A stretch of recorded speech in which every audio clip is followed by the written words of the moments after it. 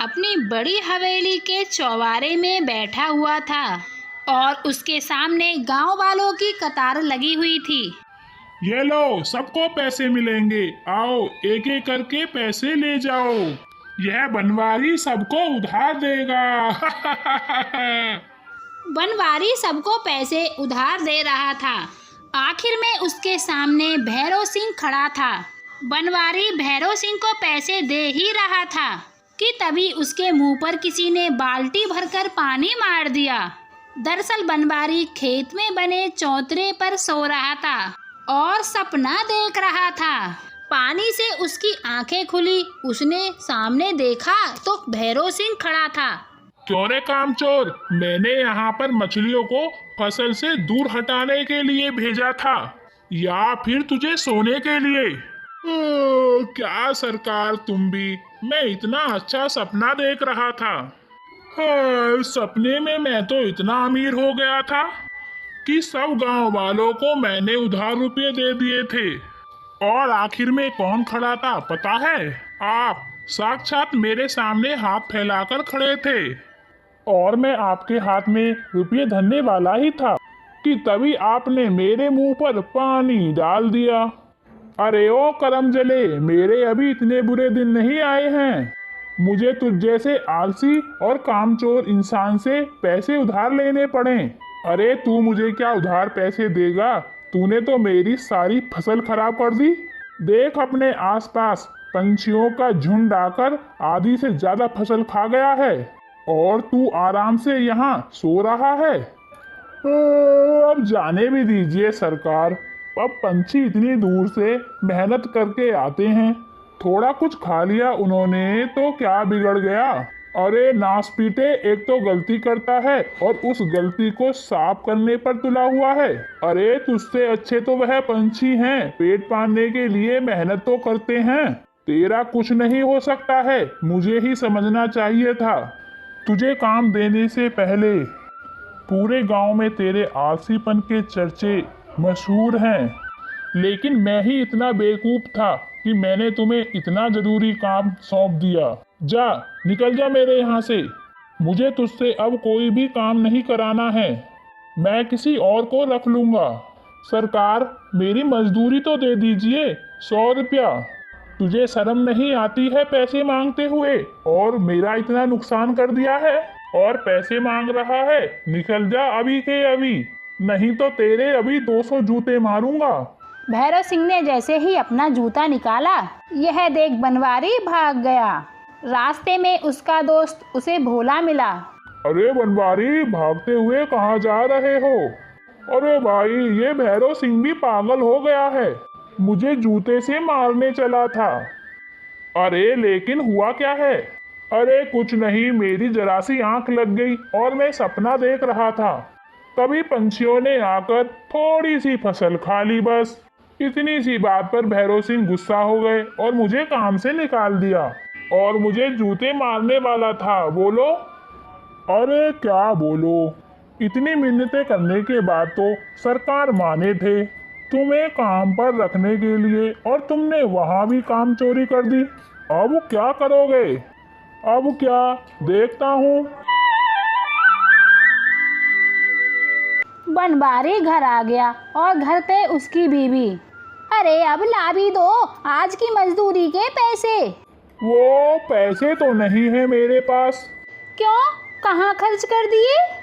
अरे खर्च नहीं किए, वो तो कंजूस भैरव सिंह ने मुझे पैसे ही नहीं दिए और मुझे उल्टा जूता दिखाकर भगा दिया। अरे क्यों झूठ बोल रहे हो? सच सच बताओ क्या बात है। और तुमने ही कुछ किया होगा, मैं नहीं जानती हूँ क्या तुम कितने आलसी हो। बनवारी सारी बात चमेली को सच सच बता देता है। उसके बाद चमेली, हे भगवान, किस आलसी कामचोर से पाला पड़ा है मेरा। ये तो किसी काम का भी नहीं है, निकम्मा हूँ। अरे क्या जरूरत थी तुम्हें काम के समय सोने की? ध्यान से काम नहीं कर सकते थे, अब ये नौकरी भी गई, अब क्या कमाओगे और क्या खाओगे? घर में अनाज का दाना भी नहीं है और तुम्हारी काम चोरी पूरे गांव में वाह वाह होती है और तुम्हें तो कोई 1 रुपया उधार भी न दे। हाँ, मैं जा रही हूँ अपने मायके और बाद में लौटूंगी। जब तक नया काम देख लेना, नहीं तो मुझसे बुरा कोई नहीं होगा। और हाँ, मेरे पीछे पीछे वहाँ मत आना, जितनी बेइज्जती हुई है उतनी कम नहीं है। और मेरे मायके में एक कदम भी रखा तो टांगे तोड़ के हाथ में दे दूंगी। हाँ, कामचोर कहीं का। चमेली बनवारी को सुनाकर अपने मायके चली गई। बनवारी को बहुत तेज से भूख लग रही थी और घर में तो खाने के लिए कुछ भी नहीं था। बनवारी ने सोचा किसी दोस्त या पड़ोसी के घर जाकर कुछ खा लूं, लेकिन बनवारी को देखकर सबने उसके मुंह पर अपने घर के दरवाजे बंद कर लिए। बनवारी बेचारा चलते चलते गांव से बाहर आ गया और एक गुफा तक पहुंच गया। उसने देखा कि अंदर एक तपस्वी ध्यान में बैठे हुए हैं। बनवारी ने देखा कि उनके पास एक फलों की टोकरी धरी हुई है। फिर अरे वाह, इतने सारे फल! भूख तो बहुत जोरों से लगी है और तपस्वी जी भी ध्यान में लीन हैं। एक काम कर लेता हूँ, मैं एक फल खा लेता हूँ। वैसे भी तपस्वी अकेले थोड़ी ना इतने फल खा लेंगे। चलो, अभी का इंतजाम तो हो गया। बनवारी दबे पांव ऋषि मुनि के पास आकर बैठ गया और फिर फल खाने लगा और कुछ देर बाद उसका पेट भर गया और बनवारी ने बहुत जोरों से डकार ली। उसकी डकार से तपस्वी का ध्यान भंग हो गया। उन्होंने आंखें खोली। और कौन हो तुम बालक, और मेरी टोकरी से फल क्यों खाए तुमने? महामुनि, मैं एक गरीब असहाय मनुष्य हूँ। मेरा इस दुनिया में कोई भी नहीं है। मेरी एक पत्नी थी, वो भी छोड़कर चली गई। गांव में भी मुझे कोई अपना नहीं मानता, इसीलिए मैंने तुम्हारे फल खा लिए। अच्छा। फिर तपस्वी ने बनवारी के सर पे हाथ रखा और अपनी योग माया से उन बनवारी के बारे में सब कुछ पता चल गया। मूर्ख मनुष्य, एक तपस्वी से असत्य बात बोलता है। तू एक खुद कामचोर और एक आलसी व्यक्ति है, इसीलिए तो तुझे कोई अपना नहीं मानता है। तेरी पत्नी भी इसी आलस से तुझसे परेशान होकर छोड़कर चली गई है। अरे वाह, आपको तो सब सच पता चल गया। तू मेरी अभी योग विद्या नहीं जानता है। सिर्फ किसी के सर पर हाथ रख दूं तो उसकी सारी कुंडली निकाल सकता हूँ। तू एक निहायती आलसी व्यक्ति है। तेरे इसी आलस की वजह से कहीं पर एक जगह तू काम पर नहीं टिक सकता है। जहाँ पर भी तू काम करने के लिए जाता है और काम चोरी करता है और दूसरों का भी नुकसान करता है, और तुझे इस बात की जरा सी शर्म नहीं आती है? मुनिवर, आप ही बताइए, अब मैं क्या करूं? अपने हाथ आगे करिए और मैं तुम्हें ऐसी शक्ति दे सकता हूं कि तुम 12 घंटा खड़े होकर काम कर सको। अपने हाथ आगे बढ़ाओ। लेकिन मुनिवर, इतना काम और इतनी मेहनत करने की जरूरत क्या है? इंसान को जीने के लिए लगता ही क्या है? सिर्फ 2 वक्त की रोटी, उतना मिल जाए वो ही काफी है। 2 वक्त पेट भरने के लिए इतना काम मुझसे तो नहीं होगा। पूरा दिन काम में गंवा देने से मुझे तो सही नहीं लगता है।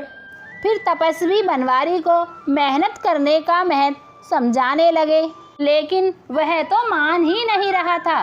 अच्छा मुनिवर, आप ही बताइए, आप रोटी कमाने के लिए क्या करते हो? मैं अपने कमाने के लिए कुछ नहीं करता हूँ मूर्ख। मैं तो ज्यादातर समय ध्यान में लीन रहता हूँ। ईश्वर के समीप जाने के लिए तपस्या करता हूँ।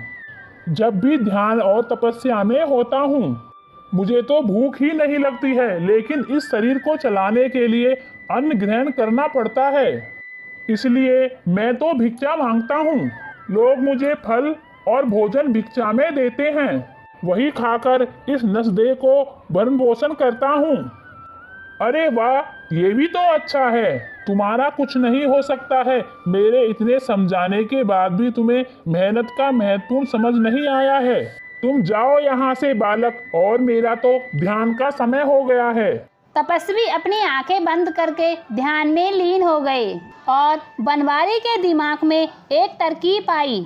वहाँ पर तपस्वी जी के वस्त्र रखे हुए थे और बनवारी ने वह वस्त्र उठाए और गुफा के बाहर आ गए और नकली मूछ दाढ़ी लगाकर अपने गांव आ गया और किसी ने उसे नहीं पहचाना। बनवारी के घर के सामने जाकर, अलाक निरंजन, माता भिक्षा देही, माता भिक्षा देओ, फल भोजन मिष्टान कुछ भी हो दे दो माता, ईश्वर तुम्हारा भला करेगा। वह जिस भी घर के दरवाजे पर जाकर भिक्षा मांगता, उस घर की तुरंत औरतें उसे पेट भर के भोजन खिला देती थी और फिर उसका आशीर्वाद भी लेती थी। कुछ दिन ऐसे ही बीत गए थे, लेकिन किसी को अभी तक भनक नहीं थी कि वह बनवारी ही है।